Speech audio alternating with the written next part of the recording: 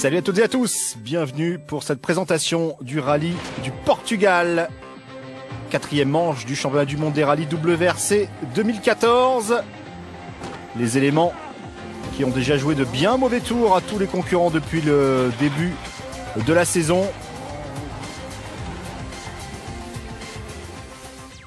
Le rallye du Portugal qui nous sera notamment détaillé par Chris Mick. Nous irons à sa rencontre, le pilote Citroën en Irlande du Nord, chez lui.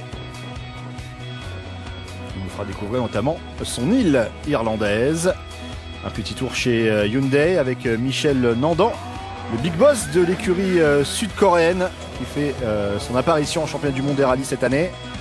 Et puis on reviendra sur les grands moments du rallye du Portugal depuis quelques décennies.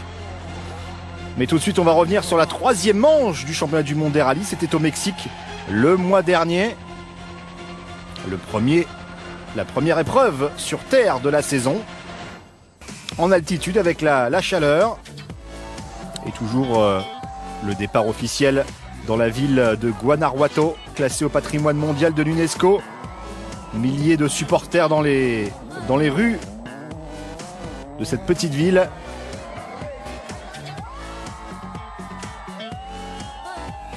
Pour la super spéciale urbaine. Ensuite, on passait aux choses sérieuses avec des spéciales qui culminaient parfois à plus de 2500 mètres d'altitude.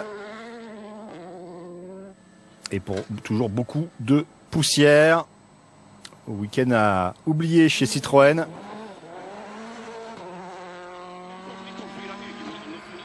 Mats Osberg, le Norvégien, qui dominait à ce moment-là du rallye en début de journée. Parti à la faute sur sa DS3. Il prendra finalement la 9e place finale.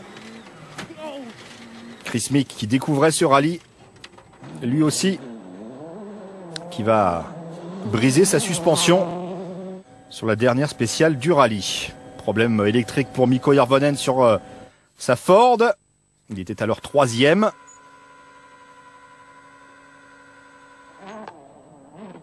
Elfyn Evans, le jeune gallois,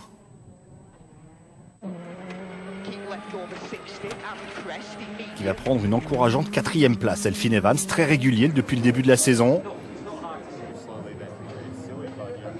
Chez Hyundai, plutôt un bon week-end pour Thierry Neuville. Ce n'était pas forcément le cas pour l'Australien Chris Atkinson.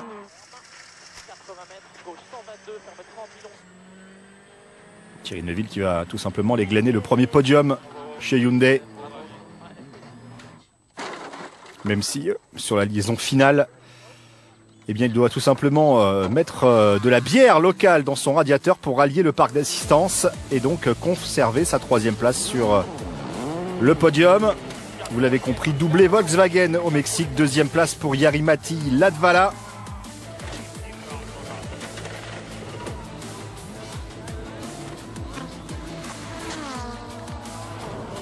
Toujours des gros jumps spectaculaires ici au Mexique. Sébastien Ogier, intouchable. J'adore toujours concourir ici. J'ai pu contrôler tout le week-end la course. Et je remporte la victoire plus la Power Stage, donc on ne peut pas faire mieux.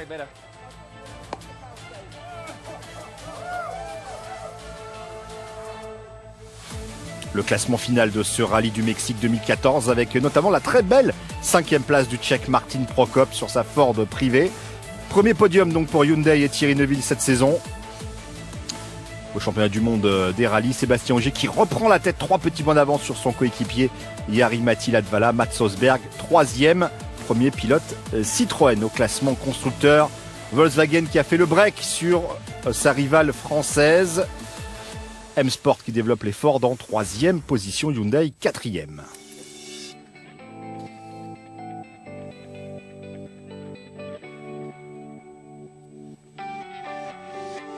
Allez, découverte avec Chris Mick chez lui en Irlande du Nord. J'ai grandi aux côtés du sport mécanique, du sport automobile. Mon père préparait les voitures de rallye pour pas mal d'écuries pendant de longues saisons. Moi et mon frère, on a tout simplement été élevés dans le garage familial. J'avais le rallye dans la peau, dans le sang. Ensuite, je suis parti à l'université du Queen's à Belfast. J'ai eu un diplôme d'ingénieur mécanique. J'ai travaillé pour l'écurie M-Sport comme ingénieur. À 21 ans, je n'avais jamais conduit une voiture de rallye, tout simplement. Je suis devenu ingénieur pour Colin McRae et à ce moment-là, Colin était vraiment au sommet de sa carrière. Et il voulait promouvoir un jeune pilote britannique. Il m'a invité à un test et j'ai fait suffisamment bonne impression pour qu'il me donne un volant. Il m'a engagé en championnat du monde, en championnat britannique, pardon, puis en championnat du monde junior. J'ai participé au rallye du Monte-Carlo en 2003. Troisième du championnat du monde junior en 2005, Chris Meek, qui doit mettre le haut là sur sa carrière. Problème budgétaire, manque de sponsors pour lui. En 2011, il signe avec l'écurie Mini. On a pris le départ simplement de 6 épreuves et tout le projet est parti sur des mauvaises bases en manque de financement. C'était très décevant pour moi. J'étais vraiment aux portes du championnat du monde des rallyes mais sans vraiment en prendre part. Il a fallu serrer les dents. En 2013, Chris Meek qui participe à 2 épreuves pour Citroën. Yves Maton, le big boss de Citroën Sport, lui offre une place de pilote d'usine en 2014. Il prendra la 3e place sur le premier rallye de la saison, au rallye de Monte-Carlo.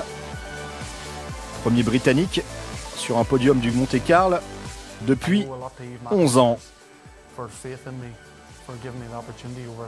Je dois vraiment remercier Yves Maton de m'avoir fait confiance. L'objectif n'était pas vraiment le titre au début de la saison. J'espère bien revenir en deuxième partie de saison avec pas mal d'expérience pour prouver mon potentiel réel. Je ne sais pas ce qui va se passer dans le futur, mais je suis très concentré épreuve après épreuve. Et vraiment, je vise de grosses performances en deuxième partie de saison. On le retrouvera, Chris Meek, notamment sur un vélo pour effectuer un petit tour des côtes irlandaises. Et puis on retrouvera Michel Nandan chez Hyundai. On va parler un petit peu des progrès de l'écurie sud-coréenne depuis le début de la saison, sans oublier bien sûr les images fortes du passé pour ce rallye du Portugal.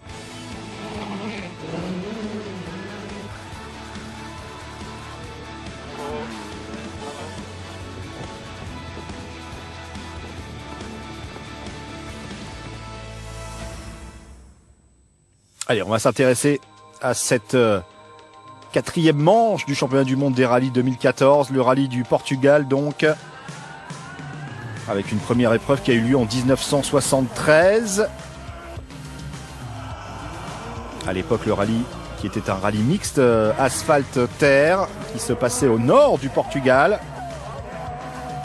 avec énormément de spectateurs. Et pas mal d'Espagnols également qui faisaient le déplacement. Problème de sécurité au fil des années. En 2001, le rallye qui quitte le giron du championnat du monde. Beaucoup trop dangereux. Regardez cette masse de spectateurs assez impressionnante à l'époque. En 2007, le rallye du Portugal qui refait son apparition, calendrier du WRC. Mais pour quitter le nord du Portugal et pour rejoindre plutôt le sud et la province de l'Algarve.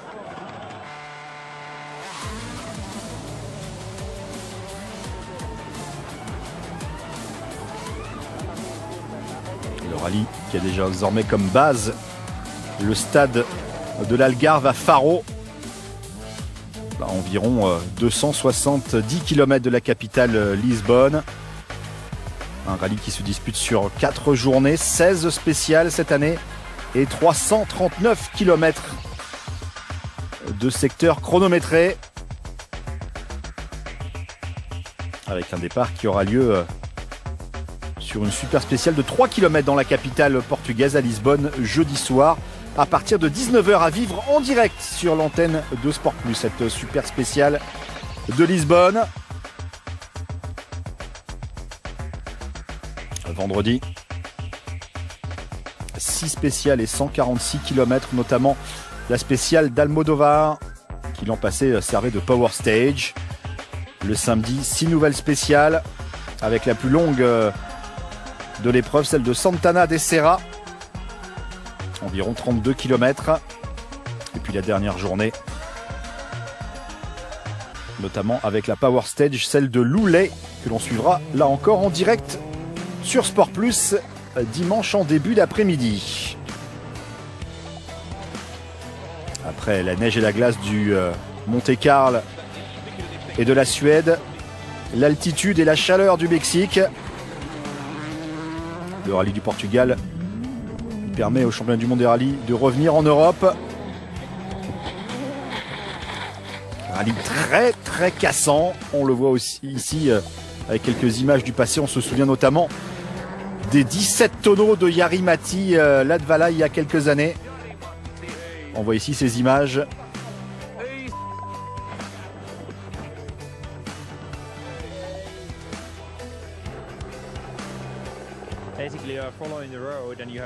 Ouais, on suivait la route, il y avait une crête et on a été surpris par un virage à gauche. Il y avait des petits arbres, des petits arbustes et on n'avait plus du tout de point de référence à ce moment-là. On ne savait plus si nos notes étaient correctes et précises. C'est un rallye très technique ici au Portugal. Il y a beaucoup de crêtes, beaucoup de gros virages. Et c'est très exigeant pour les pneus notamment. C'est un rallye très difficile.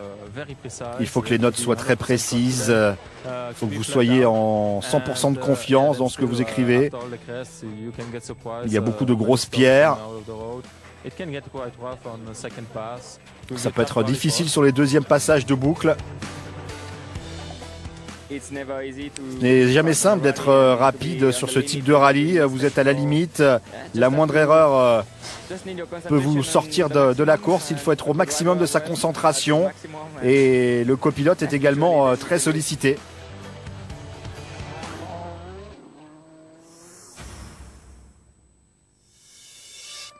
Après une absence de 10 ans, Hyundai qui fait son apparition cette année dans le championnat du monde des rallyes à nouveau. Le constructeur coréen qui est en phase encore de développement, d'apprentissage. Avec un début de saison très difficile au Monte-Carlo, notamment Thierry Neuville. 7 km après le début du rallye qui tape un poteau. Dani Sordo lui aussi contraint à l'abandon, problème électrique.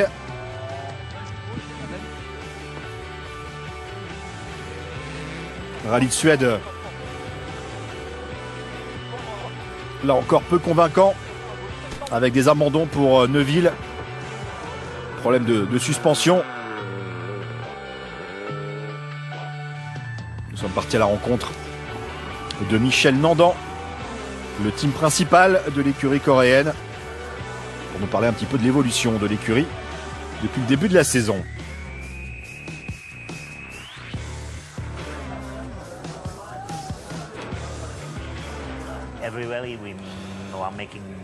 À chaque rallye, on s'améliore sur chaque aspect de la préparation de la voiture, de l'organisation, également le travail de l'équipe et des mécaniciens. C'est assez incroyable parce que l'on a pu vraiment voir l'évolution entre le Monte-Carlo et la Suède et également entre la Suède et le Mexique. Et j'espère que ça va continuer comme ça sur le prochain rallye et qu'on aura d'excellents résultats d'ici la fin de l'année. Premier podium au Mexique pour Thierry Neuville.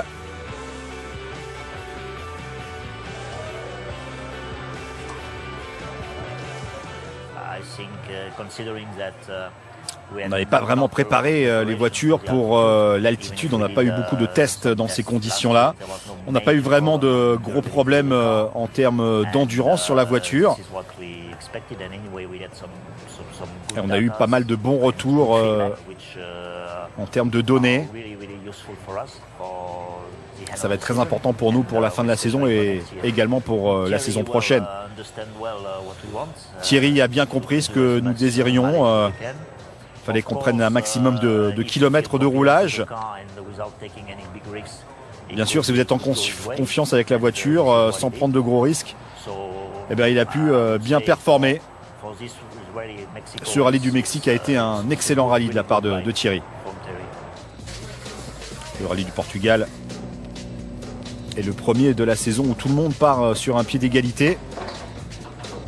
Il n'y a pas de spécificité comme la neige ou l'altitude. Un rallye important pour la saison de Hyundai. Bien sûr, le Portugal sera le premier rallye où on peut vraiment comparer nos performances avec les autres écuries. Ça sera très important pour nous. On va avoir une idée exacte de où on se trouve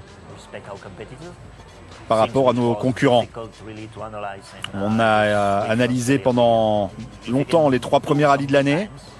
Je pense qu'on peut réaliser de bons chronos dans les spéciales, des bonnes places en classement général. Mais il faut qu'on réalise de bonnes choses sur pas mal de spéciales désormais. Le classement général du championnat du monde n'est pas notre objectif. Notre objectif, c'est d'améliorer la voiture et voir où nous en sommes à la fin de la saison.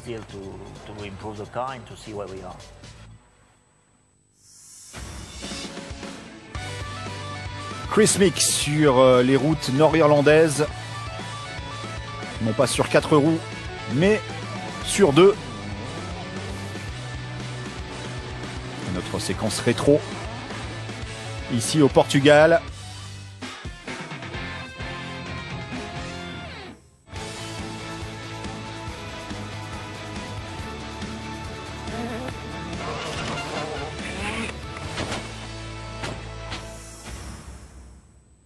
La préparation des pilotes de WRC qui peuvent couvrir jusqu'à 300 km de spécial par jour, 1000 km sur un week-end.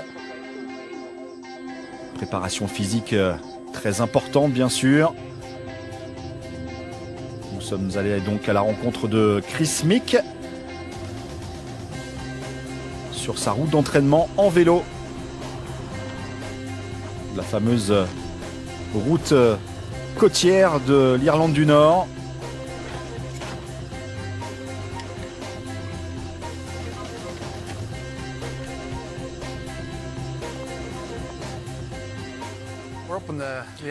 Nous sommes sur la côte d'Antrim. On va bien sûr voir l'une des 7 merveilles du monde, la chaussée des géants. On va allonger le château de Dunluce et ainsi cette superbe route qui va longer la côte. Il y a des montées incroyables à vélo.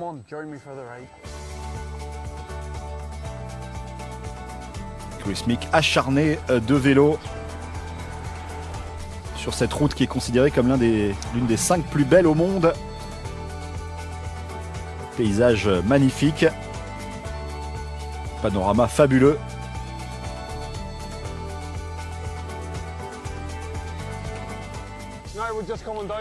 Et là on arrive sur la ligne de départ de l'une des spéciales les plus fameuses en Irlande, celle de Torhead.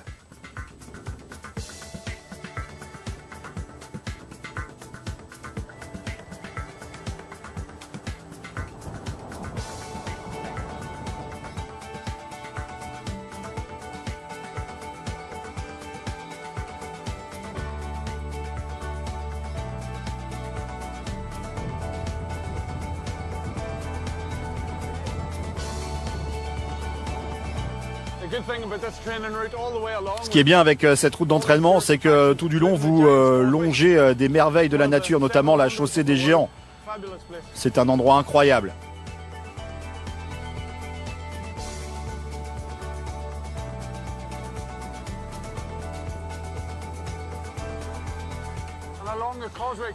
On a également des choses incroyables à voir, comme le fameux pont Carrick-a-Raid, un pont fixé par des cordes.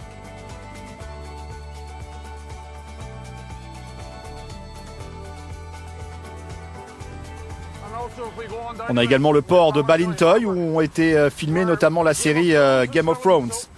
Je pense qu'on va s'arrêter là pour prendre une tasse de thé.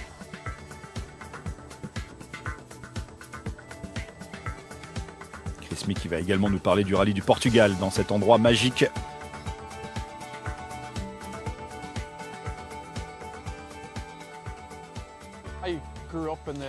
J'ai grandi avec les images du fameux groupe B en rallye, où il y avait des spectateurs qui étaient aux côtés des voitures. C'était absolument incroyable. Il y avait des dizaines de milliers de gens, si ce n'est des centaines de milliers. Lorsque j'ai découvert cet endroit pour la première fois au Portugal, il y avait tellement de passion autour du rallye, c'était vraiment fantastique. C'est un rallye avec très peu de visibilité, vous êtes toujours sur les lignes de crête, il y a des gros plongeons. Il faut vraiment de l'expérience là-bas pour s'imposer, pour se battre en tête.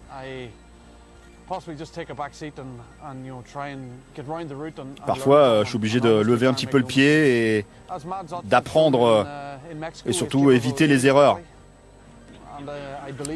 Au Mexique, Matt Sosberg a prouvé qu'il pouvait dominer un rallye. Et je pense que l'an passé, il a également pris la tête du rallye du Portugal pendant un instant. Je vais essayer, quant à moi, de commettre aucune erreur. Allez, il y a encore 16 km à effectuer sur cette sortie d'entraînement, à côté du château de Dunluce. Les ruines médiévales de ce château en bord de mer.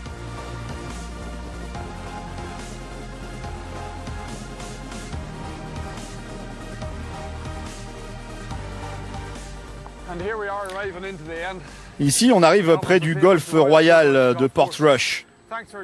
Merci d'avoir partagé cet entraînement autour de la route côtière ici.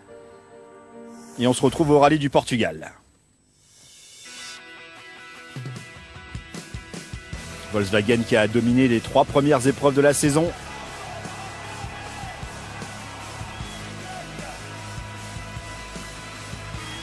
Au Portugal, Sébastien Ogier qui sera à nouveau l'homme à abattre.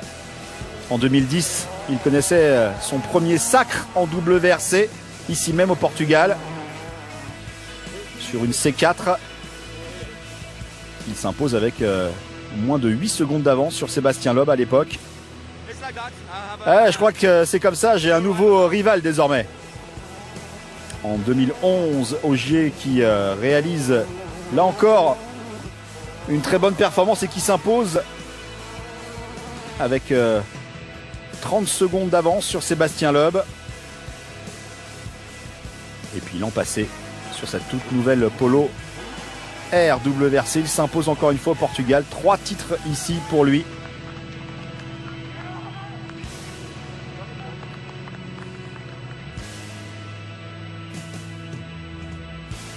Ogier qui est avec Matt Sosberg, le seul du peloton à s'être imposé au Portugal.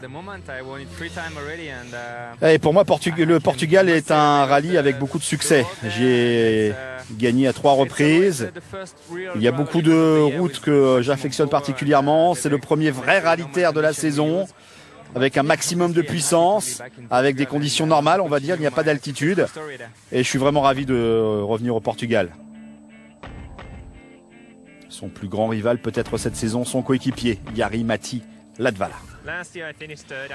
L'an passé, j'ai fini 3e au Portugal. J'avais connu quelques problèmes à la fin du rallye.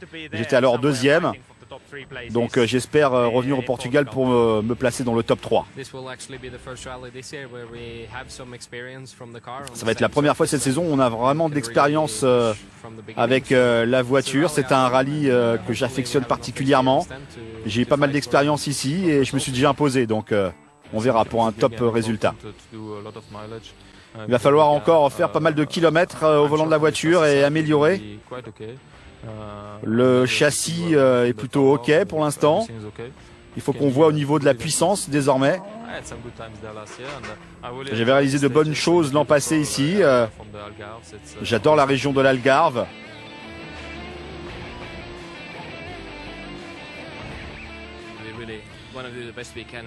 On va essayer de batailler au Portugal.